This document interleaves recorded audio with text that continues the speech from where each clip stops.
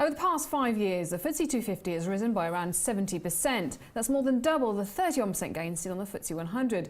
But this past year has seen the FTSE rise 13%. That's compared to the 250's 3% gain. And looking ahead, with a weaker sterling looking to be one of the dominant themes of 2017, the 100 could yet again beat the 250 as investors seek safety in lower risk large cap shares. Well, Andy Brough is from Schroders and 250 is his area. What have you made of this year and what can we take from that into 2017? Well, this year we've had Brexit, we've had Trump.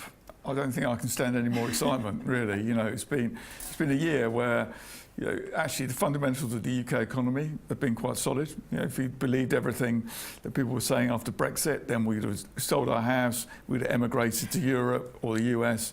But in the meantime, the UK economy continues to create jobs, continues to grow, and looks far better placed than quite a lot of areas in Euroland, I think. But the uncertainty around Trump, around Brexit, is still there and is still going to be ongoing into next year, and that's why perhaps people are looking to the 100 more than 250 at the moment? I love this idea of, a flight to safety.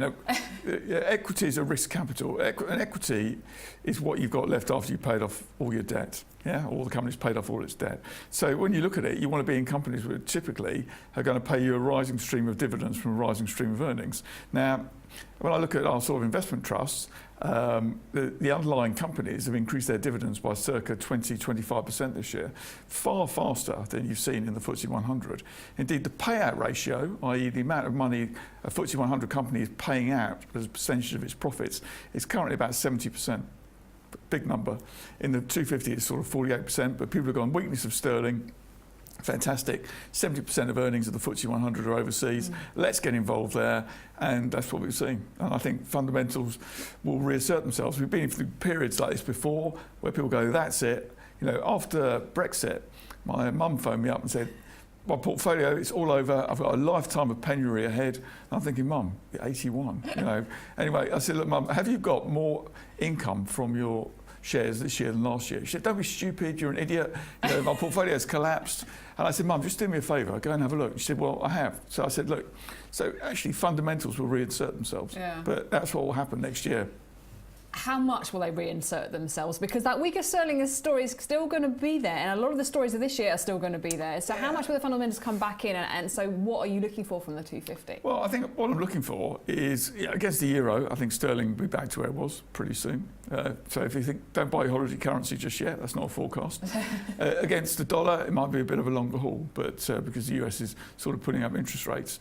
And everyone thinks the 250 is just sort of domestic, but over 50% of their earnings come from overseas. So what we're looking to do, our job is to try and get 250 companies into the 100. It's very much what I call the Arsene Wenger School of Fund Management, which as a Spurs fan pains me to say. I was going to say, that must be really hard for you. It's very hard, but if you think about it, what Wenger does is he sort of buys players when no one knows what they do, like Thierry Henry, turns him in from a winger to a striker, lets them perform fantastically, and then when their ability to perform is gone, he sells them while people still believe in them. It's no different from a 250 company sort of growing, getting to the FTSE 100, and that's as good as it gets. There is one slight flaw in his plan, though, of course, isn't there?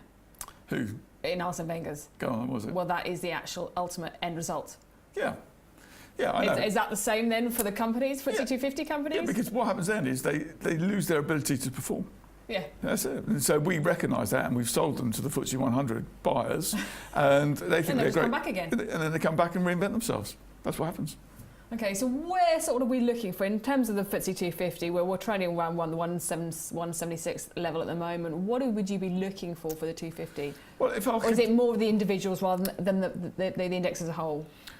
It is more the individuals, because you've got such a wide variety of companies in there, from Just Eat deliveries to house builders to properties to quite interesting technology companies to niche pharmaceutical companies. So you've got a whole wide range. You can't just go, it's a blanket buy that index.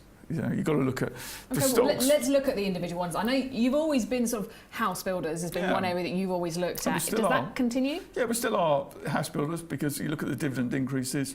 Red Row was sort of 60% buying back their shares. Bellway, reasonable trading statement. At the moment, people just think no one's ever going to buy a house again. In fact, cycling to work, I actually stopped by the sell boards to check they're not just advertising Christmas fairs.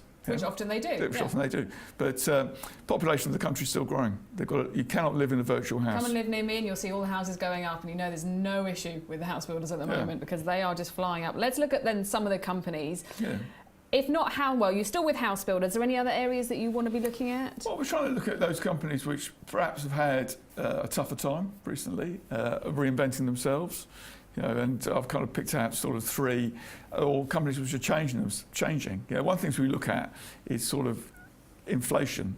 Can you put your prices up? So Photo.me, which hasn't done a great deal this year, but recent results this week, dividend up 20% again. And the price of having your photo taken has gone from £5 to £6. It's a ridiculous price. But more interestingly, in France now, they've just won the contract. So you can go into a French Photo.me booth and you'll be able to have your picture taken, sign on the pad, have your fingerprint, and then they'll issue you the driving licence then and there.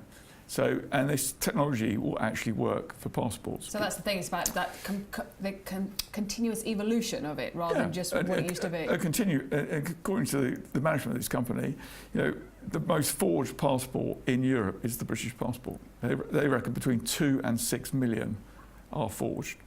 Maybe not soon after Brexit. So actually, they've diversified into laundries, which is another big sort of market for them. Hopefully they're going to clean up there. And then you've bad. You've got, but this whole security thing could be very big indeed. Okay. You just think all those things of getting someone to sign on the back of a picture. Yeah, this looks like Sarah Walker. I've known her for 10 minutes. Yeah. Well, we do that all. No, we don't do that at all, do we? I mean, if we look over the last couple of years at Photo.me, I'm just going out back to 2013 there. We saw 2013 such a huge rise. Yeah. Since then, we've been in quite a bit of a channel. Where would you be looking to see the highs we saw back what would you be looking for? I think this stock could do 20% next year. Okay. But in the meantime, your dividend's going up by 20% as well. So there aren't too many companies which are putting their dividend up by 20% and still got more cash in the bank now than they had at the start of the year. So dividends, obviously, I know are key for you. Let's take another stock that you're looking at the moment, and that is Northgate. We're just 2016 here, the last couple of months for it, and we've seen, the last few weeks, beginning of December, saw a big rise in the share price. We're now trading around that 4.75. What does Northgate do? It's van hire, and I cycle to work in the mornings, so I keep an eye out on the white vans, both from a research and a sort of life preservation point of view, actually, and. There's no shortage, trust me, of white vans on the road. They've got a new management team, the chairman's come in and sort of changed the chief exec, and a strong position in the Spanish market, good results the other day, and I feel that its stock is potentially on the turn now. Cheap, 8 or 9 times earnings, not trading a million miles above net asset value, and we've seen quite a lot of companies being taken over, not in this space, but Lavender in the higher spaces and Approach, even Punch Tavern. So I think anything which has got a bit of asset backing, decent cash flow, it's going to look attractive, I think, going into next year. So this could be a takeover play for you. It could be a takeover play, but also I just feel the fundamentals of the industry are changing in that it's always been white van man, and now you've sort of been able to, you see what Zip Van has done, or Zip Car, the whole way you rent cars and do these contracts is changing, and actually this lot should be at the forefront of that. Okay, so that's Northgate. Another one you're looking at is Workspace Group. It's very interesting in the moment because I say normally you are very much all with the house builders, so it's great to see this kind of. Well, you said to me, God, Andy, look, you're only coming on once more time if you can actually be vaguely interesting. Right. You're always interesting. And what I love, do you know what I love about you, Andy? Actually, is you talk about you cycling along and your mum and bring all this stuff in, because actually that's a really important part of the stock picking to a certain extent, isn't it? It's opening your eyes to what's around you. Well, as Philip Green often says to me, the problem with common sense is it's not common.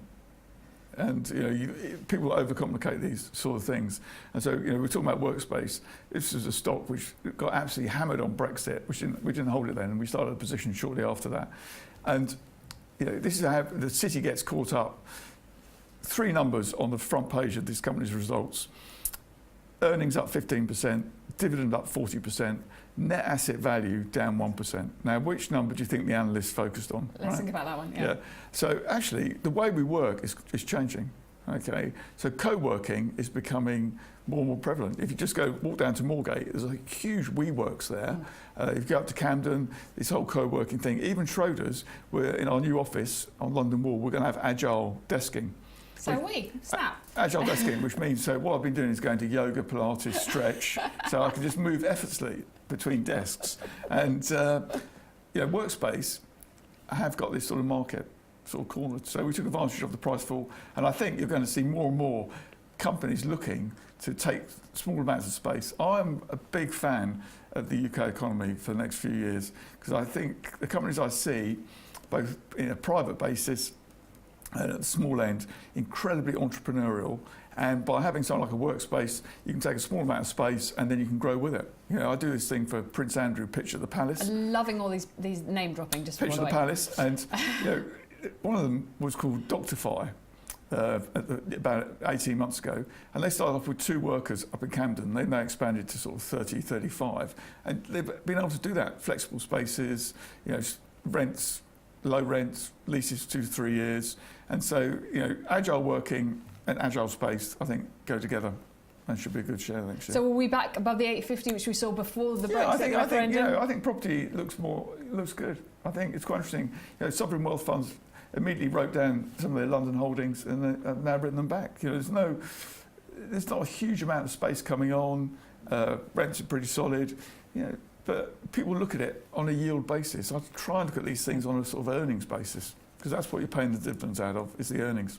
Okay, on that note, we do have to leave it there, but thank you very much, Andy Brough there from Schroders. So 3 companies he's watching for 2017, Workspace, Northgate and Photo Me International.